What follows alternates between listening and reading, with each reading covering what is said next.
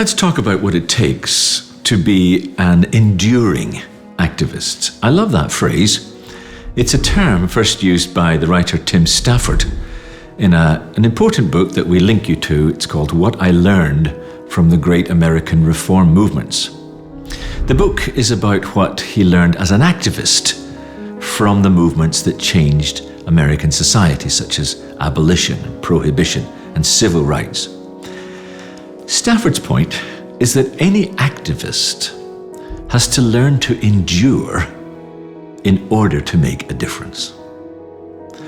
And that's because an activist is out to change the world, and change always threatens people and the status quo.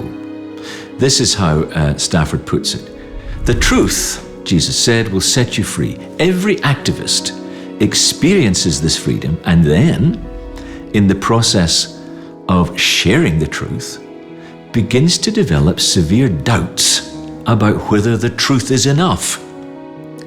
If the truth is to set a society free, it is only through the crucible of suffering that develops when activists discover how deeply enslaved to sin their society has become. Freedom may come, but not without a cross. So writes Stafford.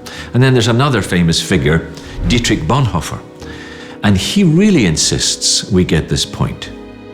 He had an amazing essay that just preceded his imprisonment. It's called An Account at the Turn of the Year, 1942 to 1943, and he gives a kind of spiritual explanation of the rise and the triumph of Nazism. And what worries him is that human beings have become mindless tools, and they've been rendered stupid by the ideology.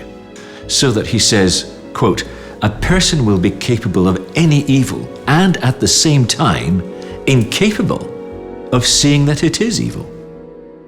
And this all results in a culture of contempt.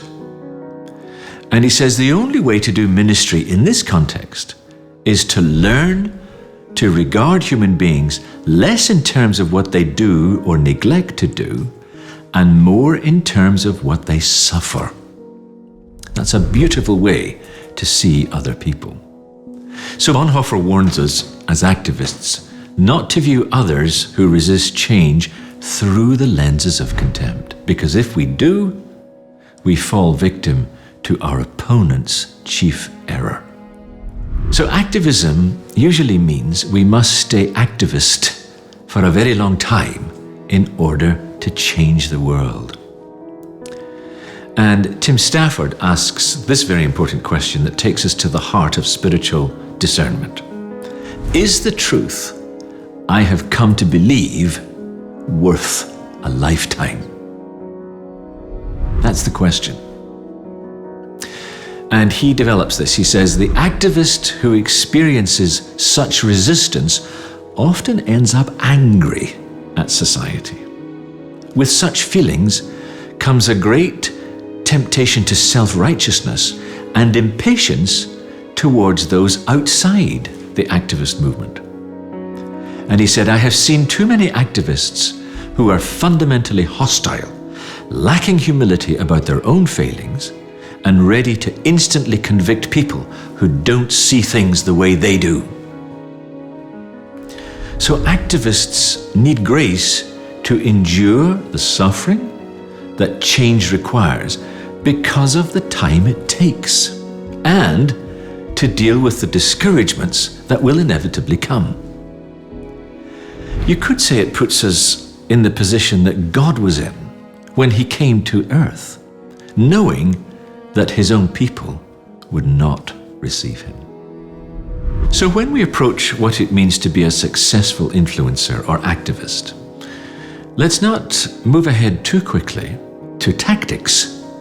Let's talk about our faithful next steps. We will always recollect that the goal is to create a culture, remember, that is hospitable to the exercise of the Christian faith on a daily basis. It doesn't mean that this culture will be persecution-free, only that the conflicts we have will be spiritual rather than legal. So if we use our 7-element model to diagnose the kind of persecution dynamics of what we're going through, we need to discern within that where our activism is going to make the most difference. And that's a spiritual exercise. So for me, the discernment questions to be an effective activist in this setup are to do with answering and getting to this key question: what's my next faithful step? So here are the discernment questions. What is God asking of me? That's number one. There needs to be some kind of call. Otherwise, we won't endure through the conflict ahead. We're going into a battle. Secondly, where has God placed me? For example, I used to work as a journalist, and very often I was best placed to contest lies and reduce the effect of the propaganda megaphone. That would be very often my areas that I would deploy in as an activist. Thirdly, who do I need to link up with? Because no activist ever succeeds alone. We have to link in with others. We have to build a movement too, no matter how small. And the fourth question is, where can I make the most difference? Have I got any special skills that would work better in one area as opposed to another? Am I good at strategizing? Because very few are. Have I got any special knowledge? Or am I extremely well connected to power brokers or not? So the combination of thinking through these 4 questions in relation then to this 7-element model will yield a way forward to take that next faithful steps.